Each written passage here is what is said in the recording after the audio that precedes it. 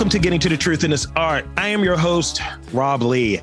And today I am interviewing Mike and Alex from Point Cultivated Creations. They specialize in high quality indoor plants, local art, and handmade goods. Welcome to the podcast, folks. How's it going? We're doing just fine. Thank you for having us on today. Yes. So like I said before, we were doing our intro, talk.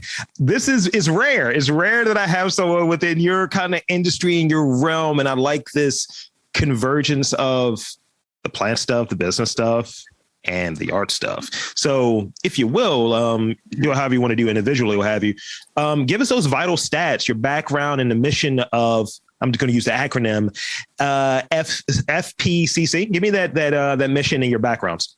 I'm going to let Alex take the role on this one as far as his background first, because he is the artist and he helped make this all come to life.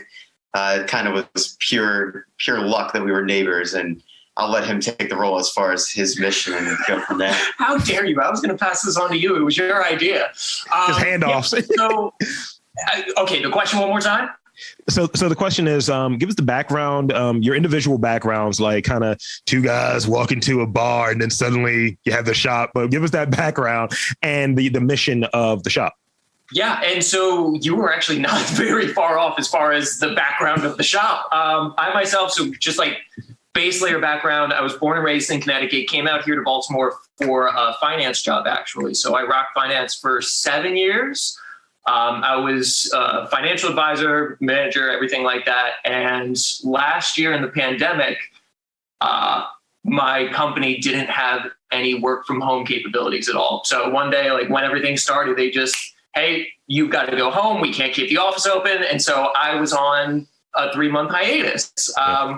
During that time, I had started doing a little bit more art. My partner, Sam, actually found one of my old journals and convinced me to start doing art on more of a professional level. I wasn't happy in finance. I really wanted to get into a field that actually made me happy instead of just taking a lot out of me.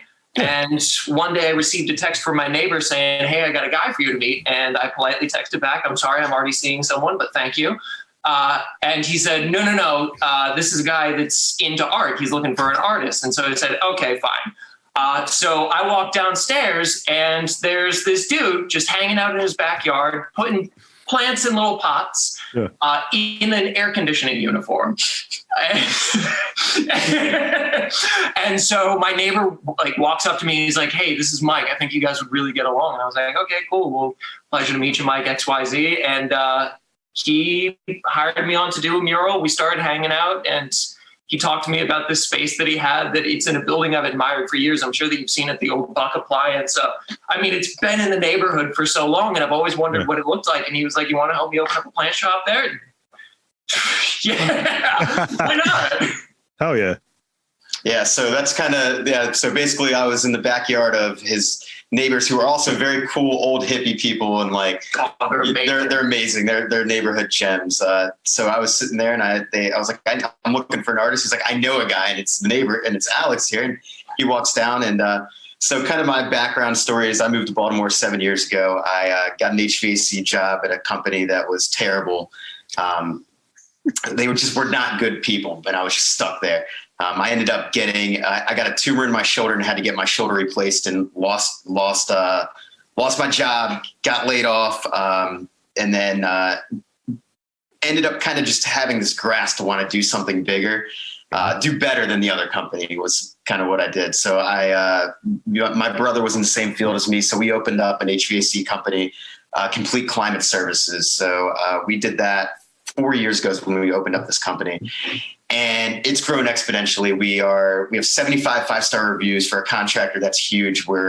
If you Google HVAC in Fells Point, Baltimore, we pop up near the top. You know, we try hard. We take care of people. Yeah. Well, I moved into this building about 2 years ago, and I lived above it. And I was like, man, this place is so tight. Like, this is a cool building. And one day I started putting plants out in the storefront window, and people were like, are those for sale? I'm like, no. Are those for sale? I'm like, no. And I'm like, shit, the pandemic, people were like, it's like, I'm just going to start selling some plants, you know? So I started selling plants and was like, this is kind of fun. Like, I enjoy meeting people, and like, I've always been big into plants, and ended up hitting up my friend in 2019 for some ideas for names. And we came up with Boogie Botanical, Plants Will Make Her Dance. That's great.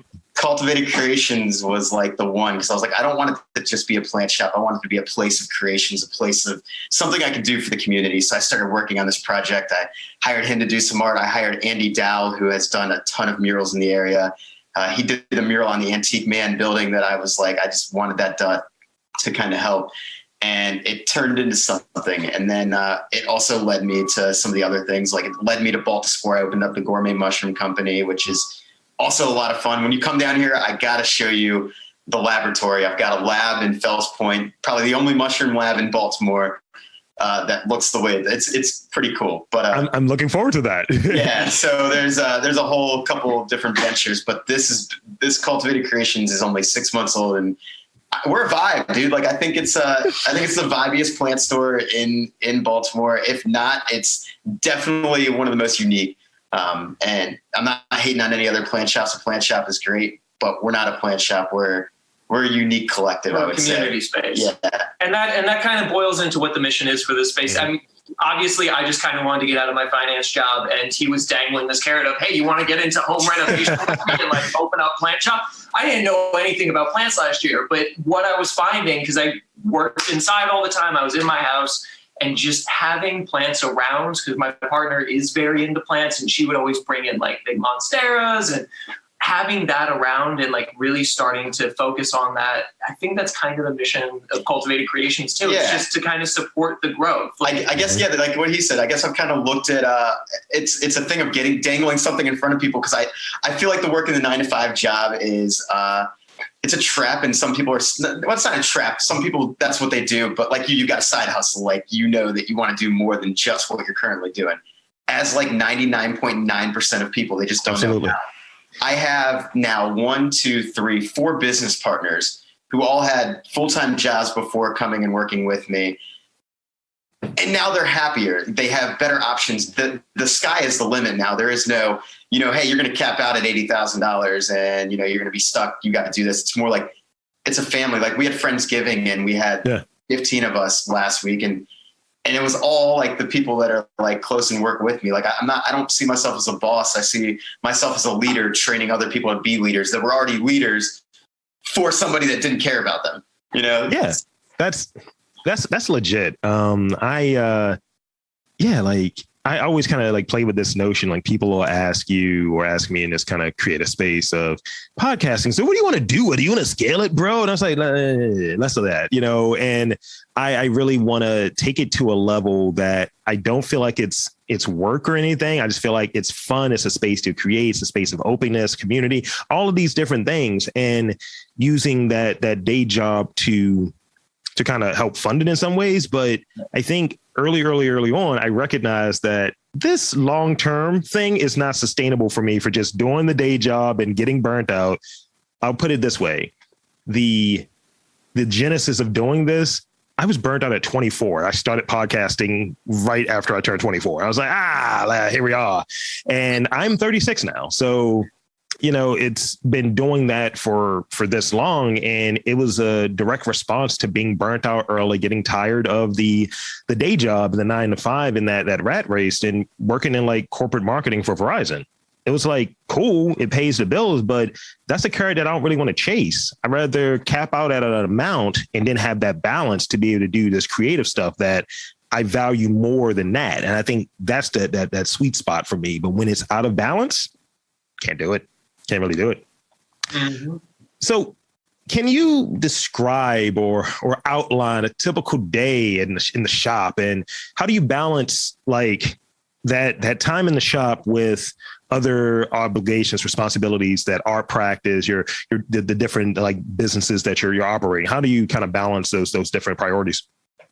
So balancing is obviously the hardest thing in life for anybody, and I would say I don't really balance it.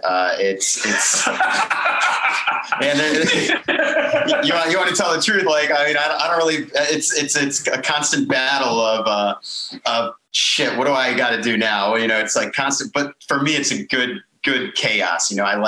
I like chaos because without chaos, then you're really just stuck in a motion of just constantly doing the same thing over and over again. I would say what helps me the most is the fact that I have a team. It's not a matter of I have to balance anything. And I think that's where I've told everybody too, if you start to feel overwhelmed, let me know and we can come to a solution. Unfortunately, a lot of companies, they get to the point where they just keep working you and working you and working you. And they never like, hey, like, are you okay? It's just kind of like, it's like if you were to say, hey, like I'm overwhelmed, your boss is like, all right, we're going to find something that's not overwhelmed, like that's how corporate America is. It's like you go to work, if you say, hey, like I'm frustrated, they're not going to say, okay, we'll hire somebody to help take off that workload. It's okay. Do you want to raise? Like, that's not how you solve problems. Like if they're good, like most of the time, like people get a raise because they're about to quit. And that's what happens. If they're a good worker, they're like, damn, I'm so stressed. Then you go to your boss, you're like, hey, like I either need a raise or I got to go find another job. Yeah. And if you're a good employee, they're like, okay, how much do you need? Like, but that doesn't solve the problem. It just makes you a little happier because they're throwing a little bit more food in your plate. I look at the root cause of things, right? Like when I talk to people who they run into like, man, I'm so upset, man. I'm not making enough money. I'm broke. This doesn't work. This doesn't fit. I'm working long hours. That's like, I think it's the job, like I think it's that. Always the job. At the end of the day, just like you were saying, if you're already burnt out, more money is not going to help that feeling. It's just going to be more money on top, but you're still not going to have the time or the life balance in order to enjoy that. Yeah, it's just masking it. I keep putting more on my plate and I'm okay with it because I know as I grow, there's people around me that are going to help me grow and they're going to grow themselves too. They're not, I don't want to be stuck in this weird realm. Like my end goal is to help others. Like that is why I do what I do. That's, I am not, you're never going to find an HVAC owner that's under 30 well, you might, but most of them are like 55, 60 years old and they're in a third generation HVAC company. And, it's like, what I'm doing is more of like, I want to be somebody that can take what I'm doing and give it to people and then keep on building these things and like do it. That's what I want to do. So, there's no balancing. It's just keep on running forward. And if you trip, get back up. I, on the other hand, love to have balance. And I actually need it in my life, which is why I think we work out so well. So most of the day-to-day here in the shop, especially specifically like on the FBCC level, we kind of glanced over it. This actually used to be a hoarder house, a junk house. Like, how would you describe what was in here before? Junk. It was junk. When I say junk, I mean probably 40 truckloads of junk. Yeah, the office that we're sitting in. I'm not kidding. Like it was stacked to the ceiling and I had a dream and I just spent day after day after day doing it. And the art part of this actually started with me collecting Lauren Cornish pieces. So I probably had before the shop, maybe like 30 of Lauren Cornish's pieces. I met him through air conditioning. I actually put his furnace in over on Thames Street in his art gallery. Are you familiar with Lauren? No. Oh, dude, you got to do a podcast on him. Are you kidding me? You live a 20-minute walk from here and you don't know the house on Thames Street with all the glass out front? He might. I just typed it in. Context clues. I didn't know his name either. I knew it was the Broken Glass Man. Do you know? Have you done a podcast on him yet? No, but I will reach out. This guy is the most interesting artist that I have ever met. He is, as you've seen his building, phenomenal. He's a phenomenal artist. He's got passion about activism and changing the world through art. And he's just got a hell of a story, of a story. So, but anyway, so I was collecting his pieces and that's kind of what got the art side of this. And I kind of covered the holes in the house with the art and the junk. I kind of masked the junk with art to make it feel a little cleaner. And I think because this answers that actually answers most of my next question with the other thing of the building, right? Like the art tech deco vibe. Like, was that does that just really fit super well? Like, what's that response been when I know you guys have been open for 6 months or what have you, as you were saying, but it's like when people go there, like, hey, what's this really weird little building right here? It's got this art. Oh, there's plants in here. Oh, there's art in here. What is this space about? Like, what's that response been of bringing, I think, like art, plants, community, all of these things together? What's that response been so far? It's, as far as the space itself goes, so you are right. So we've got this big, beautiful Art Deco. We actually can't touch it. So if you look at it from the outside, it's not super pretty, but we got to work with the city because it's one of the last buildings out here that still has those ceramic tiles out front. So it's obviously something that we want to preserve. Mm-hmm. And everything in the shop. So he and I actually, all of the furniture in here, we built ourselves. It's all reclaimed floorboards from Baltimore homes. Actually, the full desk where we like take payments on was made from pallets that we were just taking from construction zones. And, wow. Yeah. And so it's really, even though it's very Art Deco on the outside, we wanted to keep it as much of Baltimore on the inside as we could. And so the fact that the furniture reflects that, the fact that we've got all these artists in here, and like I always like to say, it's the soul of a city is in its art. Like, I think you can know Baltimore better by seeing what its artists are producing, because mm-hmm. the artists focus on what's really beautiful about a city or what really makes it unique, and getting that kind of spirit in here. I think folks walk in here and they say that it's homey. Like it's a place that they want to hang out in. It's a vibe. It's a vibe. I don't know if you can legally call yourself a vibe. So I'm trying. I feel like that's an advertisement though. I feel like it's a running ad. Like, look, come down. It's a vibe. It's a vibe. Yeah. We're not like the other plant shops that are scream, like have all these big signs, scream we're a plant shop. You know, we just want people to find it and walk in and go, whoa. Yeah. Yeah. They walk in and their jaws drop. They see some of the lamps and the terrariums and the artwork, and it's constantly growing. Like we just started making t-shirts and merchandise, and, you know, it's just, we want it to constantly be something you walk in and it's not the same. You know, you walk into some of these other places and it's always going to be the same look. It's always going to be the same type of plants. Yeah. This is like you walk in and you're like, whoa, that was never here. This is different. Or like, I don't know if not being consistent is a good thing, but we're definitely not consistent with our. I mean, we're consistency with customer service. I'll tell you that. We're always happy and we're always But it's however, the store will change every now and then. Yeah. I was going to say it's almost like an algorithm. Like if someone is online, it's like, I guess this is, we're changing this week. Great. Yeah. I mean, exactly. Like we just spent the morning cleaning up in here, and one of our conversations was, you know what? We should move these shelves to the other side of the wall. Now I have an interesting question here, about this recent increase from my vantage point. And I don't live on the internet, but I am on there pretty regularly. And I'm seeing a rash of plant influencers. Like are plants really hard to take care of, or people just generally not asking the right questions when buying house plants or things of that nature? And what questions should someone who's quote unquote bad with plants ask when they're buying? I have so many opinions on this entire question, and I read it because you were nice enough to forward us the questions. So my biggest issue when I first got into plants, and get ready, and you can just like give me like a signal when you want me to shut up. Please continue. When I first got into plants, the biggest thing was like when I would go to a store, like I started just picking mine up from like Home Depot or whatever. But if I went into a plant shop, I would get a lot of, you need to give this specific plant a lot of attention. This is an expert level plant. This is like, don't touch this if you don't know X, Y, and Z. And that felt very, now that I understand like what plants need and all that, those just feel like lazy answers. It's not so much that you need to be an expert plant care. It's just, you need to look for the signs of what your plant is saying. Like if your dog walks up to you and it's like is nuzzling its bowl, you're probably going to either feed it or give it some water. Mm-hmm. It's not that plants are expert level. It's just that they all have different ways of communicating with you. And that also goes into the questions. Like if you walk into a plant shop, I always like to now just introduce folks by saying like, hey, we've got this over here, this over here, this over here. We have row home friendly plants here.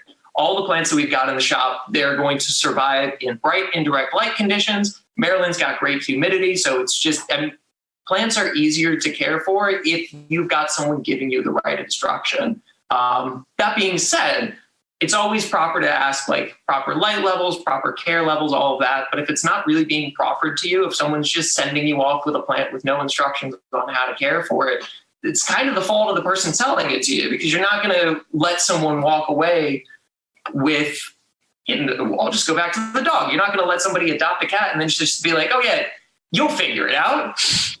I would hope, at least on a personal level, you'd be like, okay, you want to make sure you feed it once a day. This is what it looks like if it's got an upset stomach. It's the same kind of relationship that you would build with any other kind of merchant that was just missing from plants, where there was a lot of, oh, if you don't know anything about plants, get this one specific plant. But if you want to read an encyclopedia, you might be able to get up to this next level of plant. Yeah. And that's not how they work. It's so frustratingly easy to take care of plants.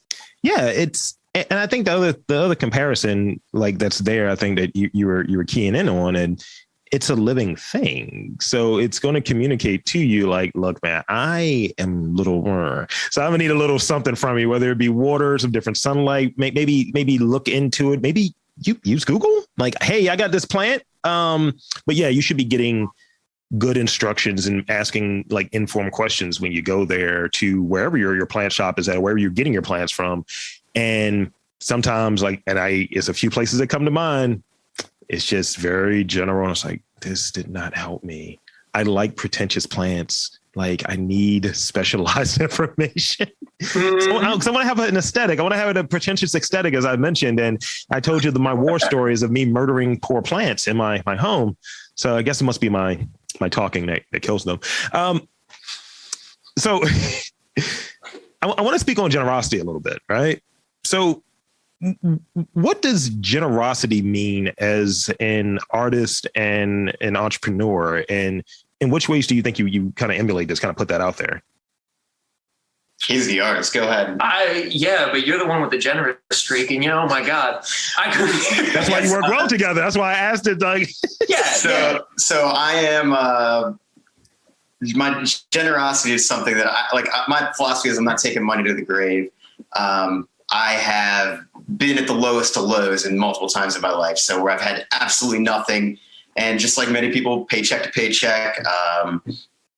I guess I care more about others than I care for myself, which is frustrating as someone that cares about you. Yeah. So I just care about the world and about what's going on in it and helping others. So like I constantly am saying, let's do giveaways. Let's do this. And like Alex is like, well, I got to get paid. And I'm like, all right, fine. I got money to give everything. But for me, generosity, it's and especially as an entrepreneur, like we have benefits, dental, health insurance, like we start a minimum of $15, and that's for all of my companies. But I think the only time I start somebody at 15 is if they don't know anything, like if they're just fresh, nothing like a young person. And even then you'll have benefits after a certain amount of time with the companies, it's, and that's something not a lot of people offer. Because I've been there where I didn't have health insurance and I've been with somebody for a long time. And I'm like, how do I not have any of these things that other people have? I'm just like, and then even when I do have them, it's so expensive for me to have them. So,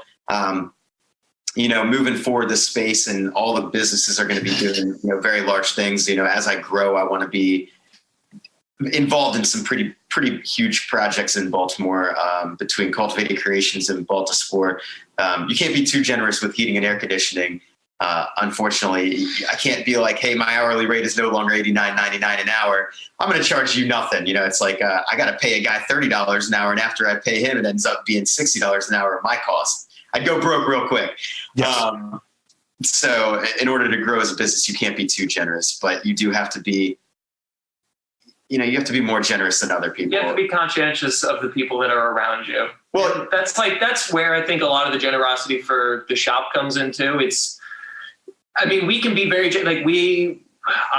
we're very focused on trying to give back to the community as much as possible. So we've done work with the Ullman Foundation. We love getting involved with Fells Point Main Street and anything that they're doing down there.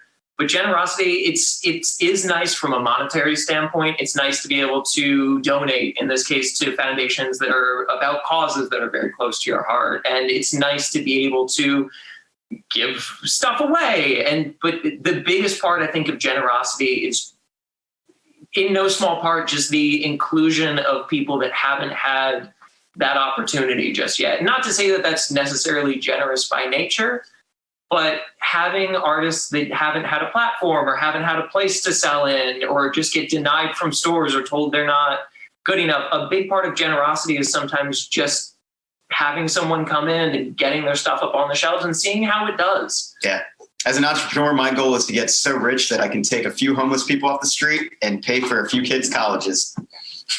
That's seriously what I want to do. Like, I want to just get, like, my goal is to get so rich that I can literally take people off the street and pay for a few kids' colleges that need, like, their education, that need to go through education, or even entrepreneur mentorships. You know, like, I am not your average entrepreneur. I have, I've just been through a lot of things that would make most people not ever have a chance to be able to do what they did. I didn't get a small loan from my father of $1 million. I didn't get any money handed to me. Like, everything was built from the ground up, from the HVAC company in the back of a shitty pickup truck to having 3 vans and 10 people now working with me.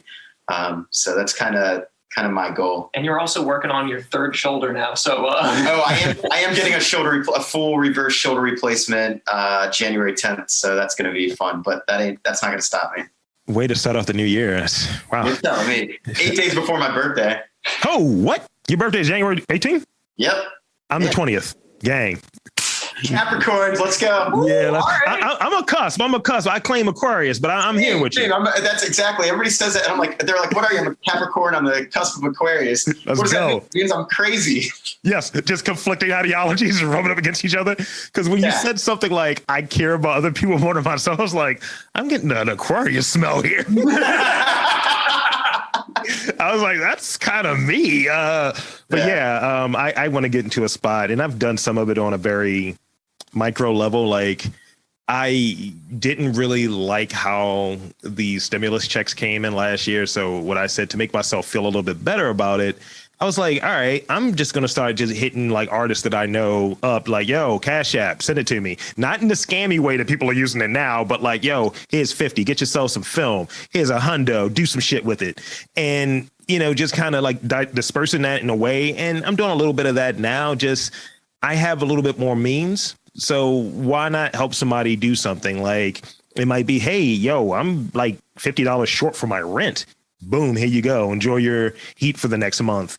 And, that's kind of, I think, one of the parts of like community. And you don't really even have to put it out there all the time. I'm just saying it for context, but you don't really have to even put it out there. It's like, look, this is just what I'm doing. Yeah, exactly. Like, people ask me like what I'm doing often. So like, there's a lot of things I do on a day to day, but I'm not going to say anything because it's about being humble and about it's the people that give money and then want the big, like, hey, I gave all this money. Like, you're not doing it for them. You're doing it for yourself to, 1, brag about that you have money to give away. Yeah. And 2, for attention. Like, it doesn't, like, that's not really the goal here.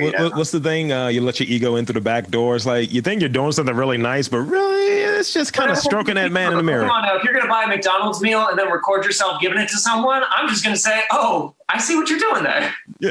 I mean, I do want to get so much money and fame that I could just wear gold suits all the time. That is a goal. So you'd be going for the gold suit. Yeah, just get like gold. I don't know, man. I want like gold contacts or something like that. I want to do something weird with it. That'd be great. Actually. But I do want to have like one of those really nice microphones. And it's like when I screw into a person's location where I'm going to record, I just like lock in my microphone. It's like, okay, that's a legit Rob microphone. Have my own brand of microphones. That would be fire. That would be fire. All right.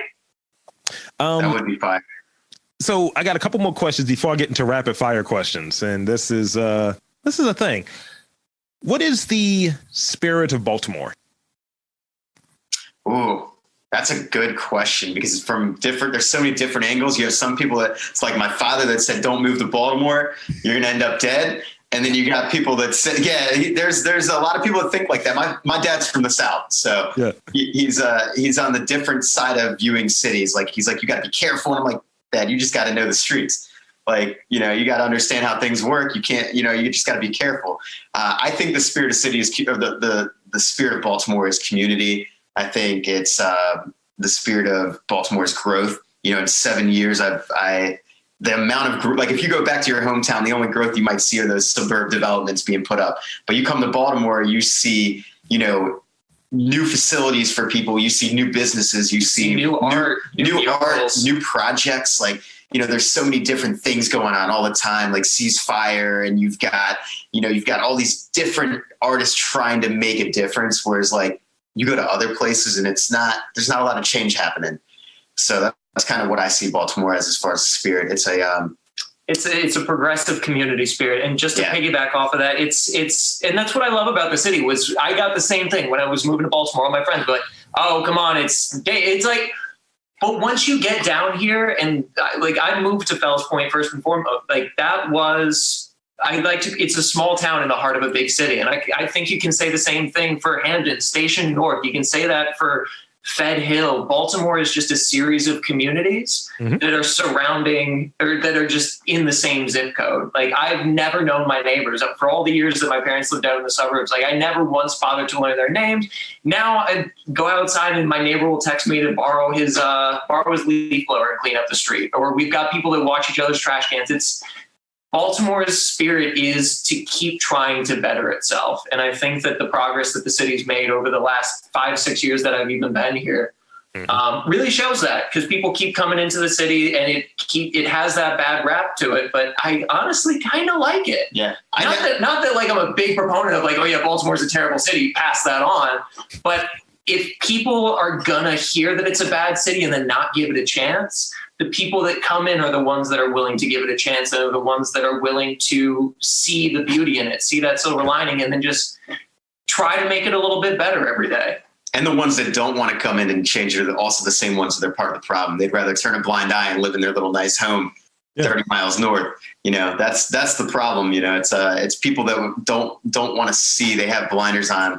They watch one station. I'm not left or right. I am a firm believer in just good, honest, moral values. And that's what I believe in. And, the fact what I've seen happen in 7 years has been phenomenal. Just like the fact that there's reform going on, the fact that we have been put in the spotlight for some of the injustices in the department, in our police department. That's not just here, that's worldwide. And it's just put in the spotlight, which is good because that means reform can happen. That means change can happen. And it is happening. Shit. When I first moved here, body cams wasn't a thing. Like you got to think like that's serious that we now have a spotlight on important subjects, environmental things. Like one of the reasons why I opened Baltimore was because mushrooms are going to change the world. That you might not know it, but in 5 to 10 years, styrofoam is going to be replaced with mycelium. There's a lot of cool things happening. And that's what Baltimore is about. And that's what I see as the spirit of Baltimore. Mr. Trash Wheel is the spirit of Baltimore. The official mascot. No, I agree with that. I think like, you're here, you get an investment and you kind of see things. And I think during the time frame that you two have been here and seeing pretty much from Freddie Gray on to now and kind of seeing like where things have gone. And like, I've always been here. I'm 36 and I've always lived here and kind of seeing all of these kind of different things. And, as I've gotten older and I kind of see both sides of it and like, I don't know if that's particularly right or no, you're kind of spoken to flames. That seems very weird. And I always kind of lean into this idea. I was like, I looked at this stat the other day, right? That Philadelphia, which I think is a comparable city, had his 500th murder. And I don't hear that talked about. Chicago was around 700 regularly. I don't hear that talked about. And my thing is, we know these things are going to happen and those things are bad. That's not a question. But the issue is when people talk about Baltimore, they look at it in a worse way. Like it's bad and they forget the people, the culture, the small businesses, this community of people who are, as you touched on, aiming to do better, aiming to really make this a place that everyone feels invited, everyone feels comfortable, and everyone's kind of like, just living. So that's great. Last question I got before I get to these rapid fire questions. Let's see. What is your most important tool as you take this both ways, as a creative and as an entrepreneur? Like, what is that thing that matters to you? And don't be dickish. Just like, I'm a painter, so obviously a paintbrush, it's paint. But something that wouldn't be a typical thing that is really helpful, that kind of helps you do your day-to-day, helps you do your work. For me, it's, and if you don't mind if I take the lead, because go ahead. My answer is pretty easy. Yeah, for me, it's just, and this comes after like starting last year, not doing any creative work at all, then, licensing my own business, putting myself out there, then doing Euro work for Mike and all that. It's been remembering that I'm a creative and remembering that that's my power. That's the tool, because I'm a creative, whether or not it comes to writing or drawing, because I could absolutely, like, I prefer drawing. Like, I love to sit down with a pencil and a pad. But when I was looking at your question, it's like, what's more important? Is it the pencil or is it the pad? Or I can, if I grab a napkin, I can tear that up and make a snowflake. The biggest thing that I have in my arsenal is just that little reminder that I am a creative and that I think just a little bit differently because of that. So if I get an idea and I say, oh, that's silly, or oh, that's something, there's a good chance that either it's something that no one's ever done, or it's something that I should pursue, because you at the center are creative and any idea that comes to you is creative. So why not follow it? For me, it's apps, phone apps. I dig it. Application, like I would not be where I am. Like when you say the word tool, I'm a HVAC contractor, so I think hammer drills. Like what has made my life easier? Like I'm thinking like tools, baby. So yeah, applications on my phone have helped get, like, without these apps, you would not be able to do everything that I've done. I mean, you could, but it definitely would take a lot longer. It has transformed the way that somebody can open a business and run a business and succeed as a business at a faster pace than you could before. As a person that ignored calendars for a very long time, that's you're right. The apps helpful. Like once I put that scheduling calendar out there, because I was like, yo, who am I interviewing? Shit, I wrote questions for the wrong person. Who doesn't know too? Now I'm just like, all right, let me make sure I'm good, because and kind of having that notion, I was like, I try to make it simple. Send me the stuff I need. I can come up with some questions, but and it kind of clarifies it, because literally it's a one-man show here, and it makes up for it. It's like we're good. But if I didn't have that, I would be in the shit. So that's all I have for the main questions. I got some rapid fire questions, and I'm going to throw those out. I have one specifically for you, Alex, and then the rest are, ping ponging that situation. And in essence, the way these rapid fire questions work is I'll give you the question. You just give me the answer. You don't have to add any extra context unless you really, really want to. All right. All right. First question, Alex. What's your favorite Pokemon? Oh, God, that's a tough one. It's got to be Ivysaur. Okay. Between the two of you, favorite drink? Gin and tonic. Water. Last book that you've read? Running Mycelium. Chapter House Dune. Best fashion advice you've ever gotten? This is a random one. Ooh, I like that one, though. Always match your shoes to your belt. It's a good one. Fashion advice? Shit, just skip that. I don't take fashion advice. I mean, you're wearing similar to my aesthetic. I'm wearing a Carhartt hoodie right now as we talk, sir. So yeah. I just wear what I wear. Go with your gut. I can't tell you. Go with your gut. You're you. I mean, I only wear Carhartt because I am going with my gut, and it fits to cover my massive aesthetic. I mean, if you see me in person, I am 6'4", 300 pounds. I am a monster. Lastly, describe Fells Point Cultivated Creations in 3 words. It'll be really interesting if you split the words somehow. Split the words somehow. Like you pick one, Mike picks one, and y'all finish each other's last word. That would be amazing, but it's not going to happen. I'll let Only one word? Yeah, just pick one word right now. I'm trolling right now a little bit, but if you can do 3 each, it doesn't matter. Whatever you got. I want to say, I've already said it. Vibes is definitely a word. It's vibey. Vibey is the word. It's vibey. It's going to be like the vibiest plant art shop culture spot ever. Continue, please. Look some of the words. No, I'm just kidding. I would say warm. Warm, yeah. Now this is going to be the challenging one. Can you finish it? What's a half a word that you got? Because it's 3, unless you want to throw out a. Yeah, all right. Well, vibes, warm. Humid. It's a plant shop. It's humid in here, dog. Let's go. I love it. Historic. That's a better one. Okay. You still went with H, though. I appreciate it. So that's pretty much all the questions that I have, but I want to invite you to enlighten the fine folks on where they can check you out, the storefront, website, social media, all of that good stuff. And thank you both for coming on to this podcast.